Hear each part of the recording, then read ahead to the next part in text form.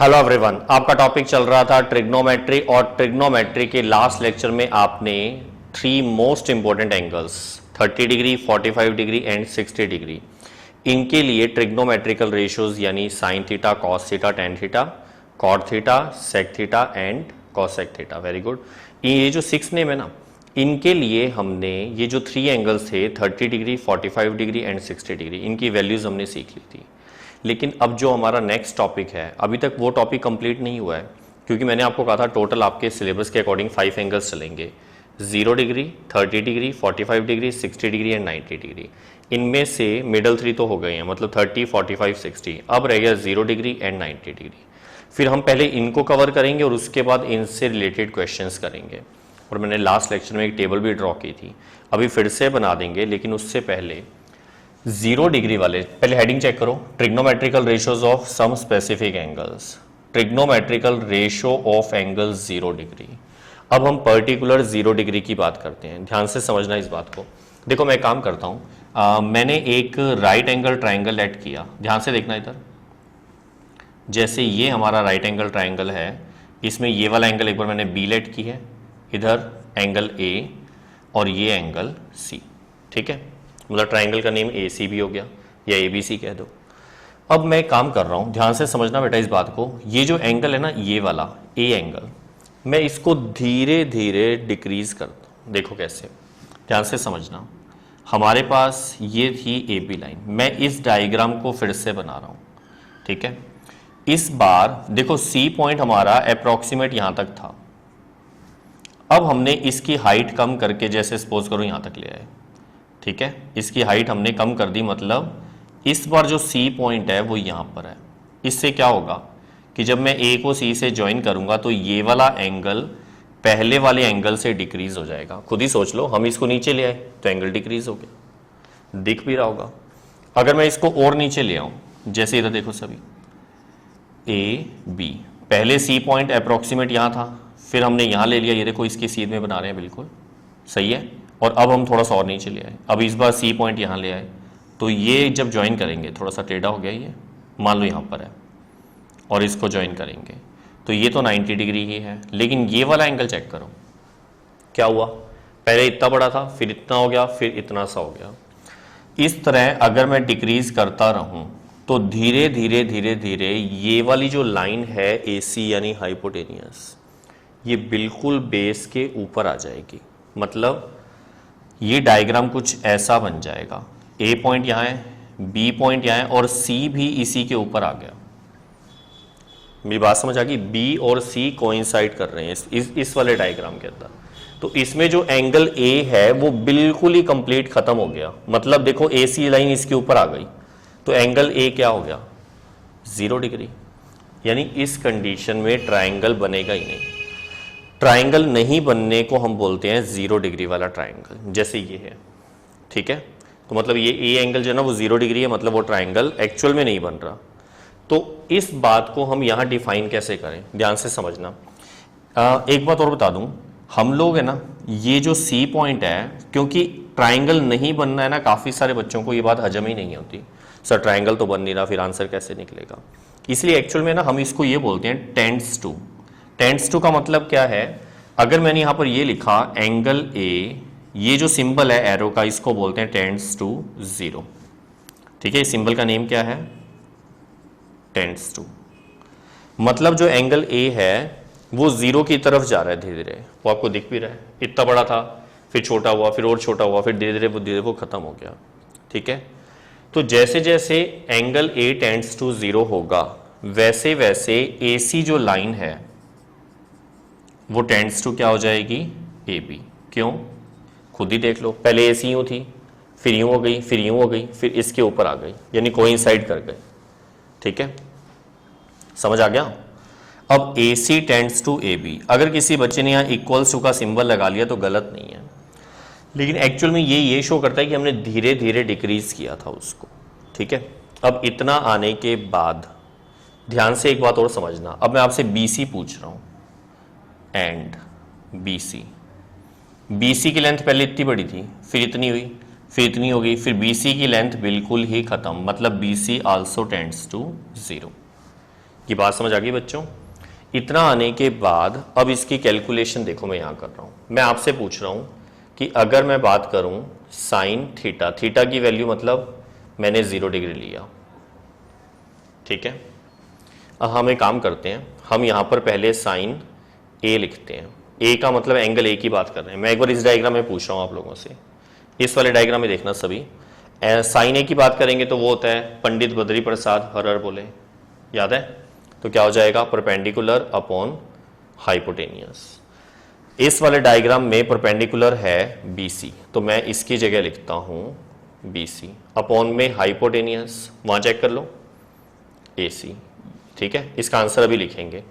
उसके बाद पहले हम लिखते हैं cos A, base upon hypotenuse, याद तो है ना? यहां लिख देते हैं, चलो, पंडित बद्री प्रसाद हर हर बोले, sine theta cos theta tan theta, फिर इधर से शुरू होता है cot theta sec theta cosec theta.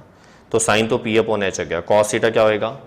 We upon H. B का मतलब बेस ए बी, तो क्या आएगा? ए बी अपॉन ए सी, फिर आएगा टेन ए, ठीक है। टेन ए का मतलब P upon B, perpendicular upon base, यानी कि B C upon A B, फिर कॉट ए, का मतलब क्या हो जाएगा? B अपॉन पी, उल्टा इसका, यानी A B upon B C. उसके बाद sec A, H upon B, hypotenuse upon base, क्या हो जाएगा? A C upon A B, and last one is cosec A. Yes, बोलते जाओ साथ साथ, very good, A C upon B C. समझ आ गया इतना? अब हम इसके अंदर वैल्यूज पुट करते हैं। देखो साइन ए की जगह हमने 0 डिग्री पुट किया क्योंकि हमने एंगल ए टेंड्स टू क्या लिया? 0। टेंड्स टू एक्चुअल में इक्वल्स टू को ही शो कर रहा है, बस वो ये बताया कि धीरे धीरे 0 पर आया था वो, ठीक है। तो इक्वेलिटी ही लेके चलना है, इसको ध्यान रखना। हमने ए की वैल्यू 0 पुट की। अब आप ये चेक करो बी सी कितना है? 0। तो अगर मैं न्यूमिनेटर में 0 पुट करूंगा बी सी की जगह, डिनोमिनेटर में ए सी का ए सी पड़ा रहा, 0 के अपॉन में कुछ भी आएगा तो 0, ठीक है। समझ आ गया? अगर किसी को ये लग रहा है सर ए सी जो है, ए सी यहां पर ये किसके इक्वल हो गया था? ए सी धीरे धीरे ए बी के इक्वल हो गया था। मैंने गलती से यहां A B tends to A B लिखा हुआ है, क्या लिखना चाहिए था? A C tends to A B. दोबारा समझ लो, जैसे जैसे एंगल ए 0 हो गया, धीरे धीरे छोटा होता गया, तो ए सी धीरे धीरे धीरे धीरे क्या हुआ? देखो चेक करो, क्या हो गया? ए बी के ऊपर आ गया। तो मतलब ए C tends to A B हो गया। तो अगर किसी बच्चे को ये लगे सर आप ए सी की जगह पर ए बी क्यों नहीं पुट कर रहे, हाँ तो कर भी दोगे तो क्या हो जाएगा? 0 के अपॉन में तो कुछ भी आए 0 ही रहेगा ना, इसलिए कोई फर्क नहीं पड़ना। अब इधर चेक करो, कॉस 0 डिग्री, ए की वैल्यू 0, ए बी अपॉन ए सी। अगर हम ए बी की बात करें और ए सी की बात, तो ए C tends to A B हमने लिखा हुआ है ना, इसका मतलब क्या है? ऊपर भी ए बी, नीचे भी ए बी, क्योंकि ए C tends to A B है। तो आंसर क्या आएगा? 1। कैंसिल हो जाएगा ना, ये देखो। थर्ड नंबर 10 ए की वैल्यू हमने 0 डिग्री ली, ये देखो हम इसके आगे लिख रहे हैं। अच्छा ये पता है कि कई बार है ना बच्चों को ये नहीं पता लगता सर अब कब इक्वल्स टू लगाते हो, कब दिस इंप्लाइज लगाते हो। ये मैंने दिस इंप्लाइज का सिंबल लगाया हुआ है इस तरह से और इसके आगे एरो। जब किसी इक्वेशन से कंप्लीट इक्वेशन उतारी जाए, जैसे ये कंप्लीट इक्वेशन हम यहां लिख रहे हैं वैल्यूज पुट कर करके, तो हम दिस इंप्लाइज लगाते हैं, ठीक है। और जब नॉर्मल कैलकुलेशन चल रही होती है तब इक्वल्स टू का सिंबल चलता है। कंप्लीट इक्वेशन नोट करो तो इक्वेशन के आगे आता है दिस इंप्लाइज, जैसे यहां लगा दिया। अभी इसका मतलब क्या है? इसके लिए इसका जो आंसर है बी सी की वैल्यू वापस चेक करो 0 है, 0 के अपॉन में ए बी दैट इज 0, फिर दिस इंप्लाइज कॉट 0 डिग्री। ऊपर है ए बी, नीचे है बी सी और बी सी की वैल्यू है 0। ये काफ़ी सारे स्टूडेंट्स को शायद ना पता हो कि जब डिनोमिनेटर में 0 आए, डिनोमिनेटर 0 हो तो उसका आंसर होता है इनफाइनाइट। इनफाइनाइट को आप अनडिफाइंड भी बोल सकते हो क्योंकि एक्चुअल में कोई वैल्यू नहीं होती। तो आप नॉट डिफाइंड लिख दो, अनडिफाइंड लिख दो या इनफाइनाइट लिख दो, वो एक ही बात है। दिस इंप्लाइज, अब देखो सेक है तो सेक 0 डिग्री, ऊपर AC नीचे AB, AC tends to AB था तो ऊपर AB नीचे भी AB। क्या किया हमने, AC को रिप्लेस कर दिया AB से, ये से कैंसिल हो जाएगा तो 1 and last one is cosec 0 degree AC upon BC। AC की वैल्यू यस AB रख सकते थे, मान लो रख दिया, चलो नीचे BC की वैल्यू कितनी है 0, डिनोमिनेटर में 0 आएगा तो अभी क्या सिखाया था, आंसर होता है इनफाइनाइट, मतलब नॉट डिफाइंड। अगर आपने अनडिफाइंड लिखा तो भी सही है, ठीक है। ये हमारे पास सारे के सारे ट्रिग्नोमेट्रिकल रेशियोज आगे 0 डिग्री एंगल के लिए और हमने वही फाइंड करने थे। लेकिन वो टेबल जो थी ना, जो लास्ट लेक्चर में मैंने बनाई थी, उसमें मैंने 0 डिग्री वाली और 90 डिग्री वाली जगह छोड़ रखी है। वो अभी पहले मैं 90 डिग्री वाला कंप्लीट करूंगा, उसके बाद फिल करूंगा, वो सारा का सारा वापस उतारूंगा अभी। उससे पहले इस पूरे के पूरे डायग्राम की भी थ्योरी आपको यहाँ लिखनी है। वो किस टाइप से लिखनी है वो भी बता देता हूं, पहले आप ये नोट कर लो।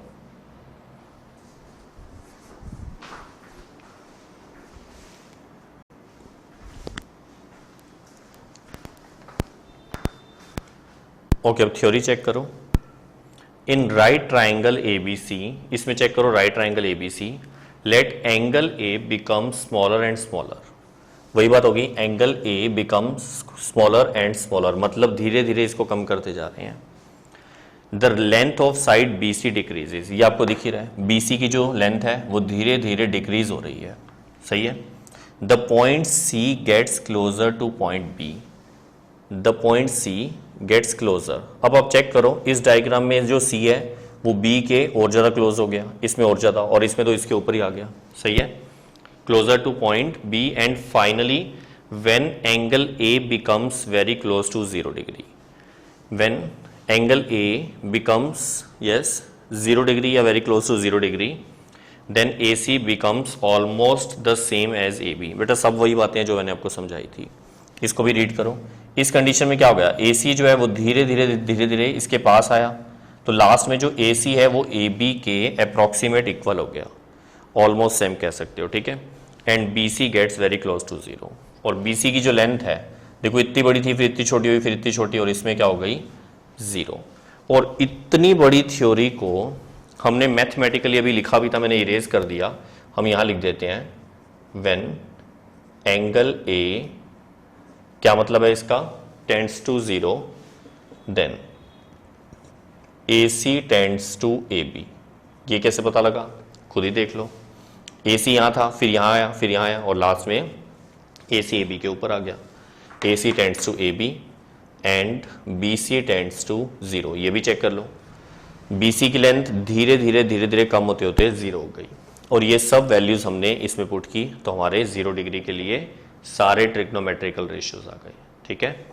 समझ आ गया अच्छे से। अब हम 90 डिग्री वाला करने जा रहे हैं, पहले आप इसको नोट कर लो।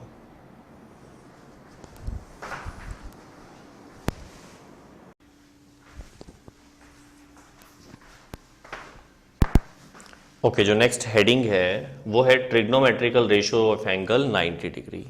अभी हमने 0 डिग्री किया था, अब हम 90 डिग्री सॉल्व कर रहे हैं, और बिल्कुल सेम मेथड है, बस चेंज क्या है वो बता देता हूं। देखो अभी हमने एक ट्राइंगल लिया था ABC, जिसमें B एंगल 90 डिग्री था, हमने A को धीरे धीरे डिक्रीज किया था, याद है, C पॉइंट को B के क्लोज लेके आए थे, जिससे ये एंगल 0 डिग्री हो गया। अब हमें इस एंगल को 90 डिग्री बनाना है। देखो कैसे, ये सीधा समझो सभी। यहां पर जैसे ये पूरा AB था, अगर A पॉइंट यहां था तो इसको मैं अगर डिक्रीज करके मान लो यहां तक ले आऊं, अब A पॉइंट इस जगह पे है, इस जगह पे नहीं है, ठीक है। B वहीं अपनी जगह पे है और C भी उसी जगह पे है, तो इससे क्या हुआ, यस आप चेक करो, जो A एंगल पहले था अब वाला A एंगल उससे बड़ा हो गया। पहले हम एंगल को स्मॉल कर रहे थे, अब हम लार्ज कर रहे हैं उसको।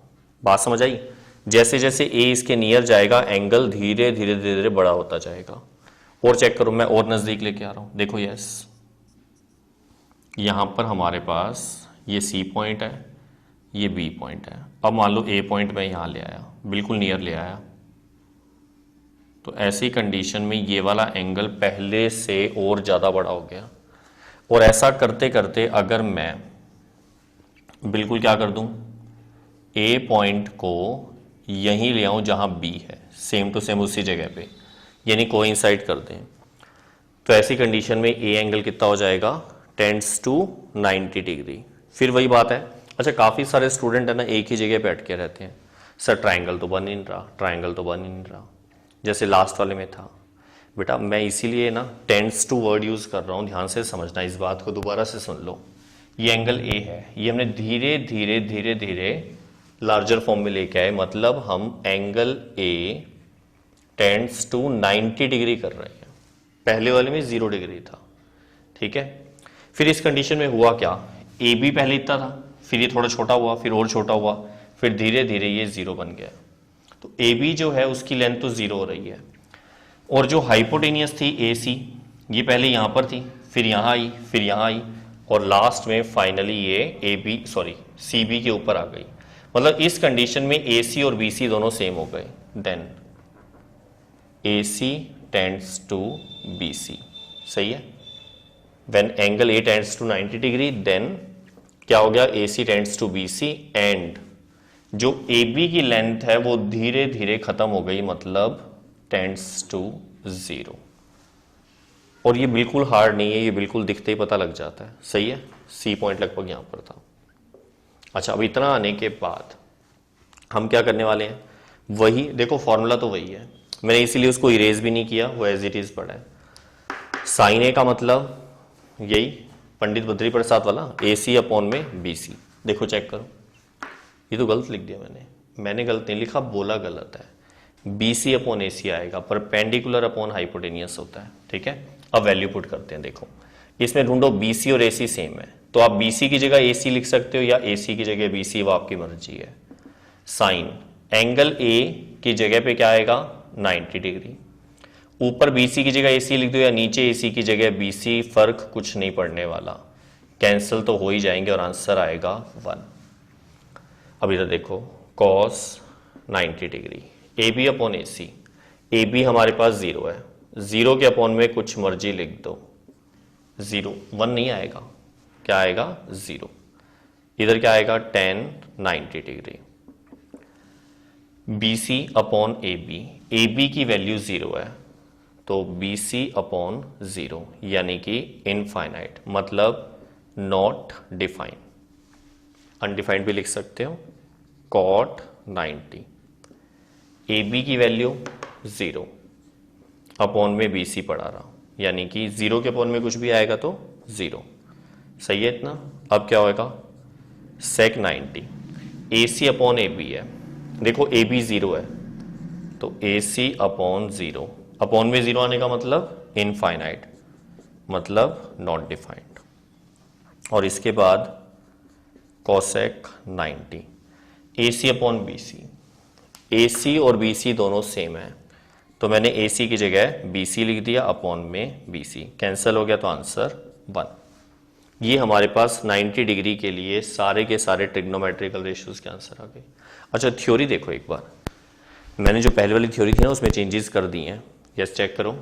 इन राइट ट्राइंगल ABC, वही बात कर रहे हैं, let angle A becomes larger and larger, पहले हमने स्मॉलर एंड स्मॉलर किया था, अब लार्जर एंड लार्जर।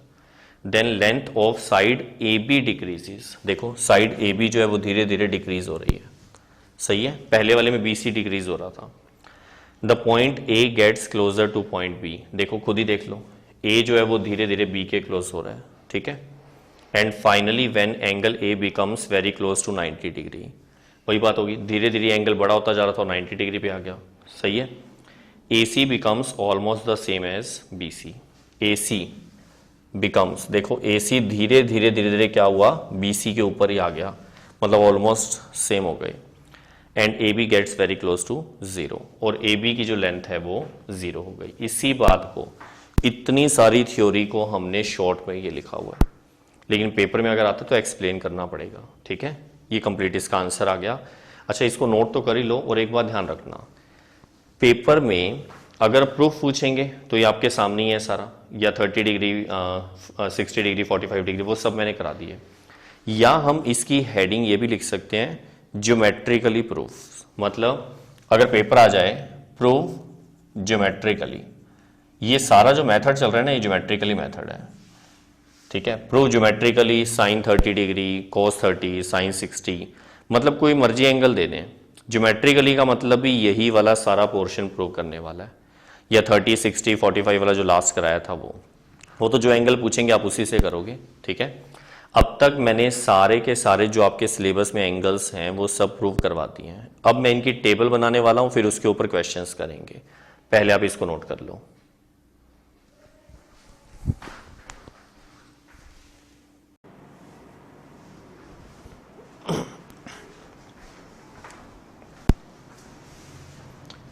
ओके, अब भी जो हमने सारे ज्योमेट्रिकल प्रूफ्स किए हैं, अब मैं उनको टेबल्स की फॉर्म में इस तरह से शो कर रहा हूं। मैंने 2 टेबल्स इसलिए बनाई हैं।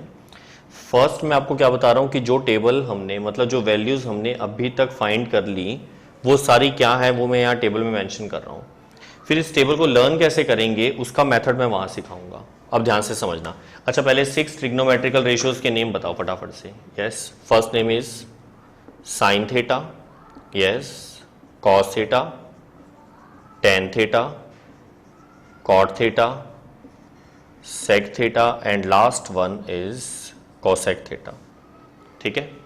और अगर आपको याद हो तो हमने सबसे पहले 45 डिग्री लास्ट लेक्चर में ज्योमेट्रिकली प्रूव किया था। तो साइन थीटा का 45 डिग्री के लिए आंसर, मतलब साइन 45 का आंसर था 1/√2, cos 45 का आंसर भी 1/√2, tan 45 का आंसर 1, cot 45 का 1। ये मैं कहां से लिख रहा हूं बेटा? ये सारे प्रूफ जो किए थे मैं वहीं से डायरेक्टली उठा रहा हूं।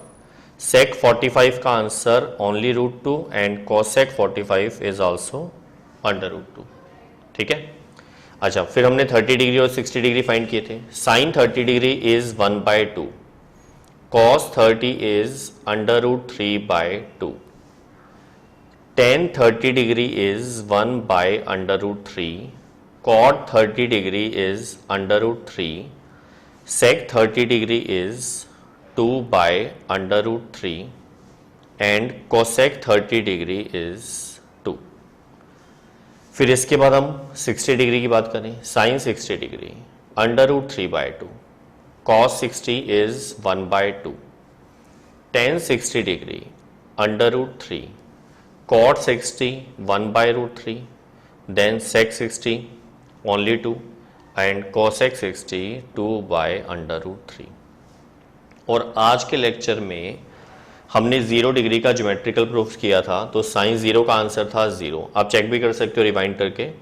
cos 0 का आंसर 1, tan 0 का 0, cot 0 का आंसर था इनफाइनाइट। इनफाइनाइट का मतलब होता है नॉट डिफाइंड। ठीक है। sec 0 का आंसर याद है किसी को?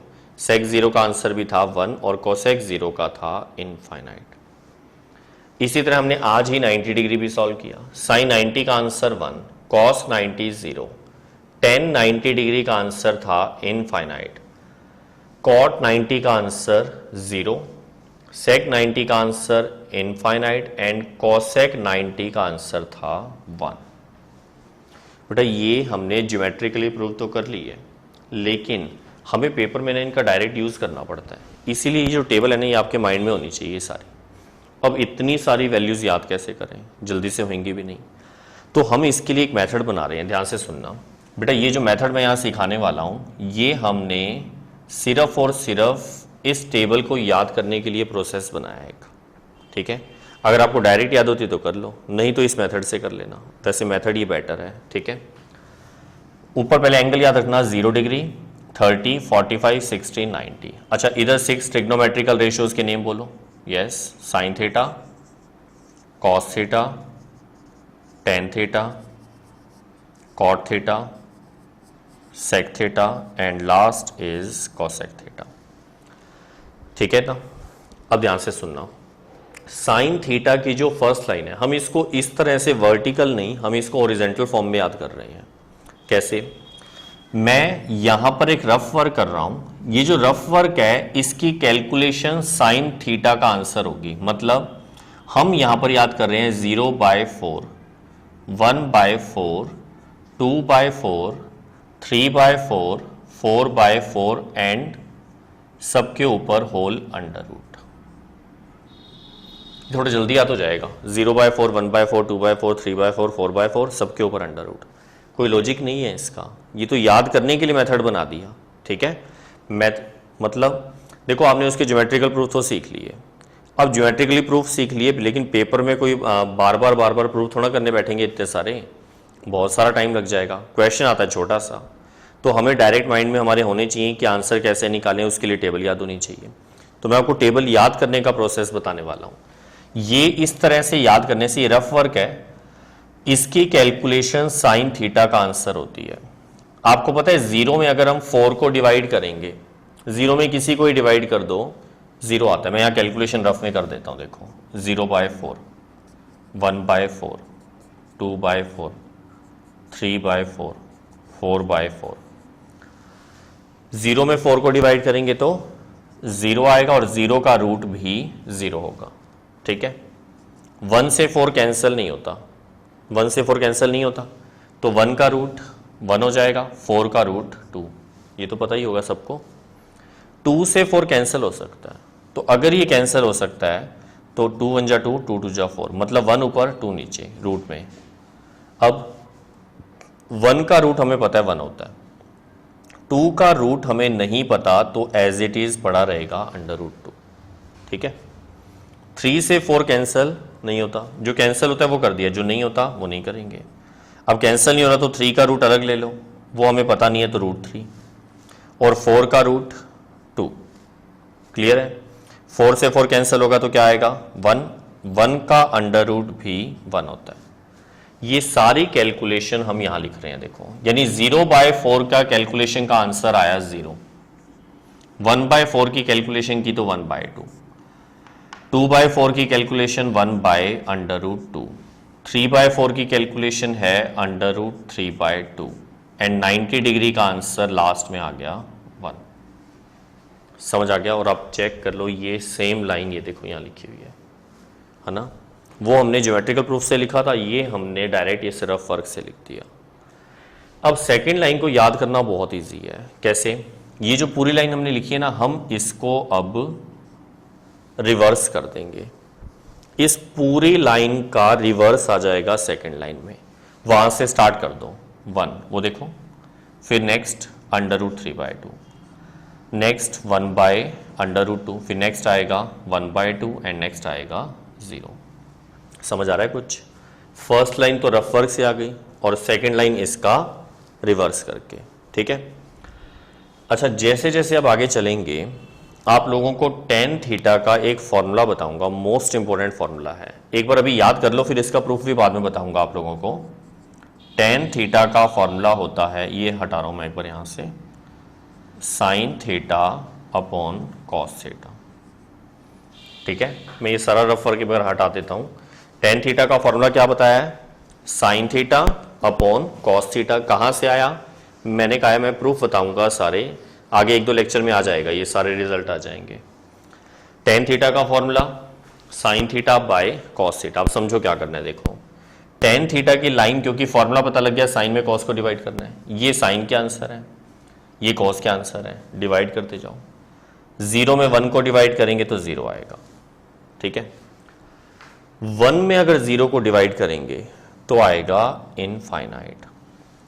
ये बात आपने थोड़ी देर पहले भी देख ली। क्या?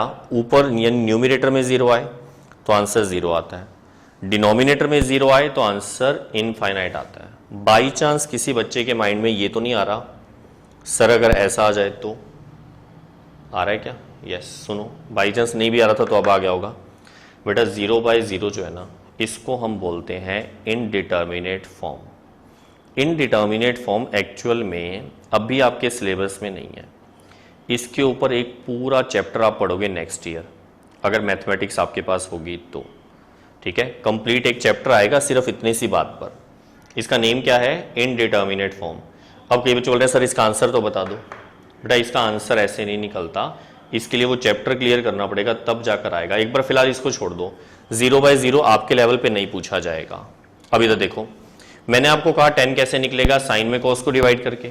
अब डिवाइड करते हैं, इसमें जब इसको डिवाइड करेंगे, खुद ही सोचो कि 1/2 के अपॉन में आएगा √3/2, तो 2 से 2 कैंसिल हो जाएगा, ऊपर 1 नीचे √3 यानी 1/√3। सही है। इसमें जब इसको डिवाइड करेंगे तो देखो ये सारा का सारा ही कैंसिल हो जाएगा और आंसर आएगा 1। आ रहा है समझ? अब इधर देखो, इसमें जब इसको डिवाइड करेंगे तो 2 से 2 कैंसिल, ऊपर √3 आएगा और नीचे 1 आएगा, मतलब √3। 1 कहाँ गया? डिनोमिनेटर में 1 लिखो चाहे ना लिखो, दोबारा देख लो। इसमें जब इसको डिवाइड करेंगे 2 से 2 कैंसिल, ऊपर √3 नीचे 1, तो √3/1 क्या हो जाएगा? √3। अब जैसे हमने यहां किया था वैसा ही यहाँ है, मतलब अब इस लाइन का रिवर्स करेंगे।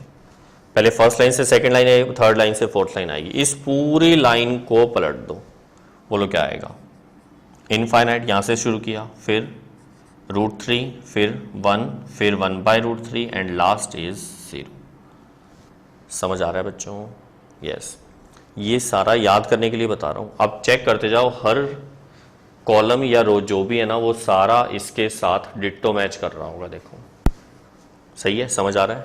वो ज्योमेट्रिकल प्रूफ से लिखा था, ये हमने इस रफ वर्क से स्टार्ट किया, फिर इसको पलट दिया, फिर tan का फॉर्मूला लगा लिया sin बाय cos, मतलब sin theta by cos theta, divide करने के बाद जो लाइन है उसको फिर से पलट दिया। अब आ गई sec थीटा की बारी।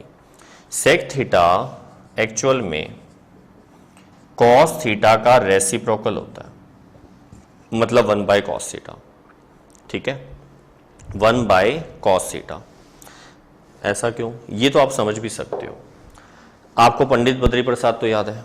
यस। इधर देखो, पंडित बद्री प्रसाद, हर हर भोले। अब ये बताओ, यहां से sin theta cos theta, cos theta का फॉर्मूला क्या है? b/h। cos थीटा है b/h, और जब यहां से नीचे घूम के आते हैं तो sec थीटा का फॉर्मूला h/p, मतलब sec थीटा और cos थीटा एक दूसरे के उल्टे पुल्टे हैं। उल्टे पुल्टे को रेसिप्रोकल बोलते हैं, याद है ना ये तो मैंने भी यही किया है। मैंने sec थीटा का फॉर्मूला क्या बनाया? 1/cos थीटा, मतलब रेसिप्रोकल फॉर्म। यानी सीधी सी बात पता है क्या है? जितने भी cos थीटा के आंसर हैं उन सबका रेसिप्रोकल कर दो, sec थीटा बन जाएगा। तो यहां देखो, ये रहा cos थीटा, 1 का उल्टा करेंगे, उल्टे का मतलब 1 के अपॉन में 1 लेंगे तो 1 आएगा। समझ नहीं आया? 1 के अपॉन में cos थीटा है, 1/1 1 आ जाएगा, फिर इसको भी 1 के अपॉन में लिखेंगे, देखो इस तरह से, फिर क्या होगा? 2 नीचे से ऊपर आ जाएगा तो 2/√3। आ रहा है समझ में? इसको जब 1 के अपॉन में लिखेंगे, 1 के अपॉन में 1/√2, तो नीचे से √2 ऊपर चला जाएगा, ऊपर √2 नीचे 1, नीचे चाहे 1 लिखो चाहे ना लिखो। ये यूं कह दो, इसका उल्टा करना है, 1 का उल्टा 1, इसका उल्टा 2/√3, इसका उल्टा √2, इसका उल्टा करेंगे तो 2, और 0 का उल्टा 0 मत लिख देना गलती से, वो होता है इनफाइनाइट। क्यों? वही तो बात है, 0 का करना क्या आपको? 1 के अपॉन में लिखना है। अगर आप 1 के अपॉन में 0 लिखोगे तो ये इनफाइनाइट ही तो होता है। आ रहा है समझ? यस। अभी तो ध्यान दो, जैसे ही लाइन मिल गई, अब इस लाइन को भी हम यहां पलट के लिखेंगे। बोलो, इस लाइन को पलट दो, रिवर्स कर दो, वहां से शुरू हो गया इनफाइनाइट, 2/√2, 2/√3 एंड लास्ट इज 1। ये पूरी टेबल आप उसके साथ मैच करो, डिट्टो सेम टू सेम है, देखो बिल्कुल सही है। लेकिन ये जो याद करने का प्रोसेस मैंने बताया है, ये ही पेपर में आपको फायदा देगा, क्योंकि आपको ज्योमेट्रिकली प्रूफ तभी करने होंगे जब लिखा हुआ है।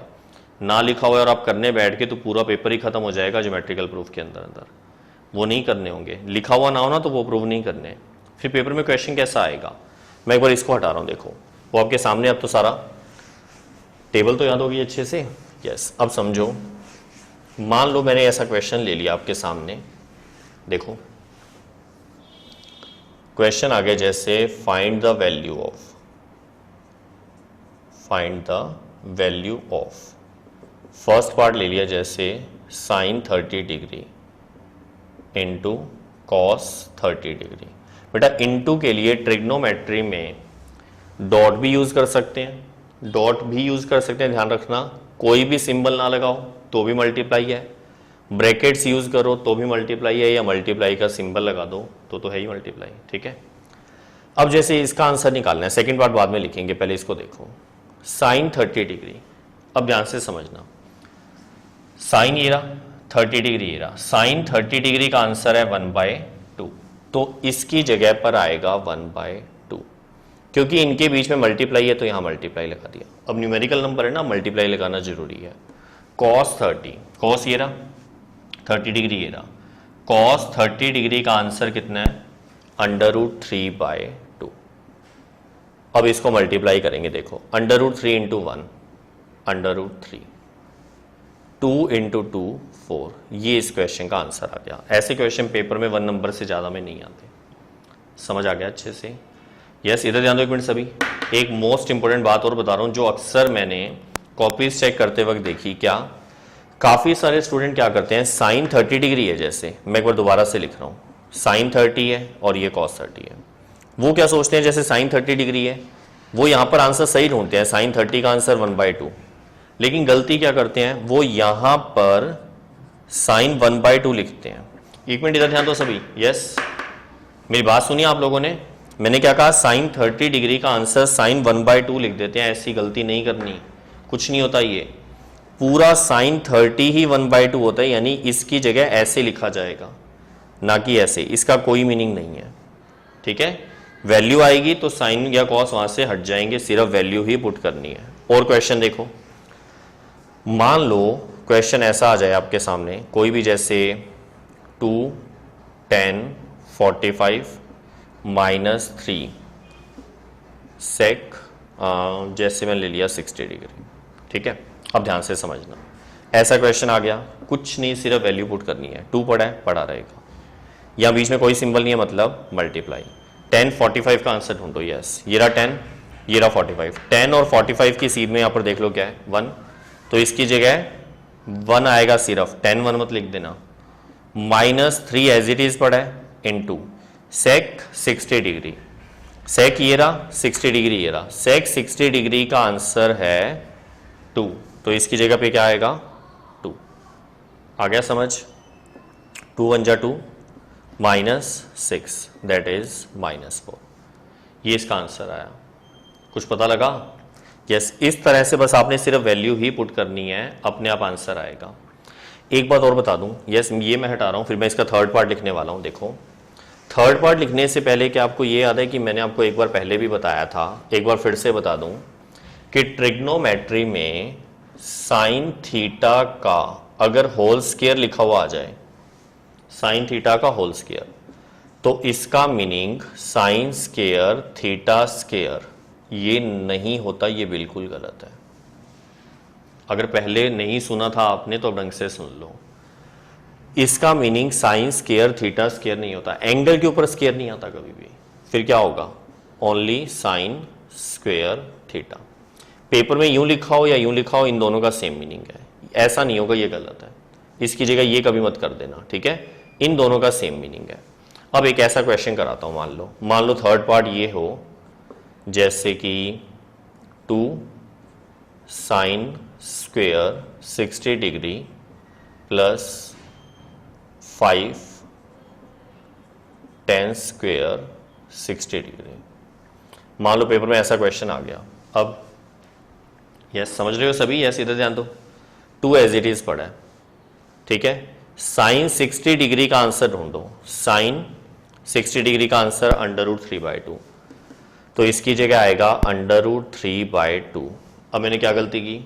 यस वेरी गुड, काफ़ी बच्चों को पता है सर ये स्क्वायर भी तो था, तो ये हमेशा होल स्क्वायर की फॉर्म में ऐसे आएगा, ये बिल्कुल सही है, कोई गलती नहीं है। प्लस 5 पड़ा है, 10 60 डिग्री का आंसर, 10 ये रहा 60 डिग्री ये रहा, तो इसका आंसर क्या आएगा √3, और इसके ऊपर क्या आएगा स्क्वायर, क्योंकि यहाँ स्क्वायर है, पावर है तो ही लगाना, ठीक है। 2 पढ़ा रहा, √3 का स्क्वायर इज 3, 2 का स्क्वायर 4, कहीं यहाँ 2 से 2 मत कट कर देना बेटा, ये 2 का स्क्वायर है 4 होगा। 5 पढ़ा रहा, इनटू में √3 का स्क्वायर इज 3। अब ये 2 से 4 कैंसिल हो जाएगा 2 पे, 3/2 प्लस 15, एलसीएम 2 आएगा, ऊपर आएगा 3 प्लस कितना हो जाएगा 15 × 2 30, तो फाइनल आंसर आ गया 33/2। ये इस पार्ट का आंसर आया, समझ आ गया। अगर बाई चांस किसी के माइंड में ये आ रहा है, मैं एक बार चलो यहाँ लिख देता हूँ, बाई चांस किसी के माइंड में ये आ जाए कि सर इसके बाद यहां पर हम एक लाइन लिख सकते थे क्या, मैं यहां लिख देता हूं 2 पढ़ा रहा साइन 60 डिग्री का होल स्क्वायर, साइन स्क्वायर 60 की जगह क्या लिख दिया साइन 60 का होल स्क्वायर, प्लस 5 पढ़ा रहा टेन स्क्वायर 60 की जगह है टेन 60 ब्रैकेट में और इसका होल स्क्वायर। तो ये लाइन बिल्कुल सही है, कोई रिक्वायरमेंट नहीं है क्योंकि मैंने आपको बता दिया ये दोनों सेम होते हैं। तो आप ऐसा लिख के फिर ये लाइन लिखना शुरू करो या शुरू से ही ऐसा कर दो, दोनों ही सही है। प्रोसेस समझ आ गया अच्छे से। अब आप इसको नोट कर लो और आज आपने अच्छे से इस टेबल की प्रैक्टिस करनी है, ठीक है। कोशिश ये करना कि 3-4 बार लिख लिख के देखना ताकि माइंड में ना कुछ आंसर तो डायरेक्टली बैठ जाए, और कोशिश ये करना फर्स्ट लाइन तो आपके माइंड में बैठ ही जाए। अगर आपने फर्स्ट लाइन या तो रफ वर्क याद कर लो या फर्स्ट लाइन डायरेक्ट याद कर लो। मान लो आपने फर्स्ट लाइन सीधा याद कर ली, जैसे 0 हाफ 1/√2 √3/2 एंड 1, ज़्यादा टाइम नहीं लगेगा। 0 हाफ 1/√2 √3/2 1, फिर अब इसको पलटोगे तो cos थीटा आ जाएगा। देख लो सेकंड लाइन, tan थीटा में क्या करेंगे sin theta by cos theta, sine की वैल्यूज में cos की वैल्यूज को डिवाइड कर देंगे, वो tan आ जाएगा। tan को पलटेंगे तो cot आ जाएगा। आ रहा है समझ। sec थीटा कैसे निकाला था, cos थीटा का रेसिप्रोकल, इसका उल्टा कर करके यहां लिखते जाओ, वो sec थीटा आ जाएगा, और लास्ट में पलट देंगे तो cosec थीटा। ठीक है, नेक्स्ट लेक्चर से पहले आप कोशिश करना इस टेबल को 3-4 बार लिख लेना, ठीक है, और इस टाइप के क्वेश्चन की कुछ प्रैक्टिस अपने आप भी कर लेना। नेक्स्ट लेक्चर में हम इसी को कंटिन्यू करेंगे अभी, तब तक के लिए हंसते रहिए और स्वस्थ रहिए।